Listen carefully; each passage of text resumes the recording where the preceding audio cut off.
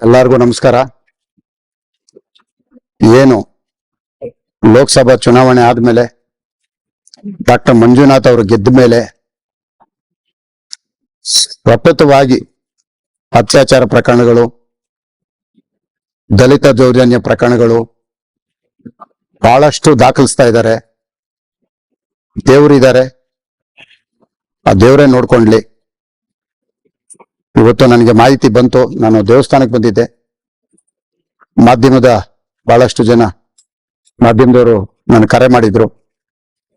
ಹಾಗಾಗಿ ನಾನು ಇವತ್ತು ಬರಕ್ ಆಗ್ತಾ ಇಲ್ಲ. ನಾಳೆ ನಾನು ಪತ್ರಿಕಾಗೋಷ್ಠಿ ಕರೀತಾ ಇದ್ದೇನೆ. ನಾಳೆ ಸಂಪೂರ್ಣವಾಗಿ ಮಾತನಾಡ್ತೇನೆ. ಬಿ ರಿಪೋರ್ಟ್ ಹಾಕಿದ್ದಾರೆ ಅಂತ ನಮ್ಮ ವಕೀಲರು ಹೇಳಿದ್ದಾರೆ.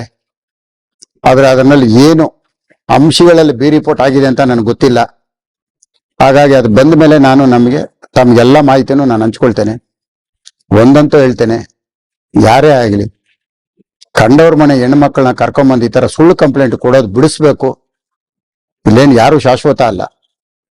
ಇಷ್ಟು ವರ್ಷ ಮುನಿರತ್ನ ಒಳ್ಳೆಯವನಾಗಿದ್ದ. ಡಾಕ್ಟರ್ ಮಂಜುನಾಥ್ ಗೆದ್ದ ಮೇಲೆ, ಡಿ ಕೆ ಸುರೇಶ್ ಸೋತ ಮೇಲೆ, 2 ಬಾರಿ ನನ್ನ ಮೇಲೆ ಸೋತಂತ ಕುಸುಮ ಇಷ್ಟಾದ್ಮೇಲೆ ನನ್ನ ಮೇಲೆ ಎಲ್ಲಾ ಪ್ರಕರಣಗಳು ದಾಖಲಾಗ್ತಾ ಇರೋದು. ನನ್ನ ಪೋಸ್ಟರ್ಗೆ ಕಾಮುಕ ಅಂತ ಬರೆಯೋದು, ಫ್ಲೆಕ್ಸ್ಗಳ ಮೇಲೆ ಅತ್ಯಾಚಾರಿ ಅಂತ ಬರೆಯೋದು, 1, 2 ಮಾಡ್ತಾ ಇರೋದು. ರಸ್ತೆಗಳಲ್ಲಿ ಕಲ್ಲೆತ್ಕೊಂಡು ಹೊಡಿಯೋದು, ಮಟ್ಟೆಯಲ್ಲಿ ಹೊಡಿಯೋದು, ತುಂಬಾ ಹಿಂಸೆ. ಇದಕ್ಕೆಲ್ಲ ದೇವರಿದ್ದಾರೆ, ದೇವರೇ ನೋಡ್ಕೊಳ್ತಾರೆ. ಎಲ್ಲ ತಾಯಿಗೆ ಆ ಮುತ್ಯಾಲಮ್ಮನ ನಾನು ಒಪ್ಸಿದ್ದೇನೆ. ಕಂಡೋರ್ ಮನೆ ಹೆಣ್ಣು ಜೀವನ ಹಾಳು ಮಾಡ್ಬೇಡ್ರಿ ನಿಮ್ಮ ಸ್ವಾರ್ಥಕ್ಕೆ, ರೇಪ್ ಕೇಸ್ಗೆ ಅಂತ ಮತ್ತೊಮ್ಮೆ ನಾನು ಕಿವಿ ಮಾತು ಹೇಳ್ತೇನೆ. ನಾಳೆ ಸಂಪೂರ್ಣವಾಗಿ ಎಲ್ಲರ ಜೊತೆ ಮಾತಾಡ್ತೇನೆ. ಒಂದು ಕಡೆ ಇವತ್ತು ಏನು ನ್ಯಾಯಾಲಯಕ್ಕೆ ಬಿ ರಿಪೋರ್ಟ್ ವರದಿ ಕೊಟ್ಟಿದ್ದಾರೆ, ಅದು ಎಲ್ಲೋ ಒಂದ್ ಕಡೆ ಸತ್ಯ ಇದೆ ಅನ್ನೋದು ಗೊತ್ತಾಗ್ತಾ ಇದೆ.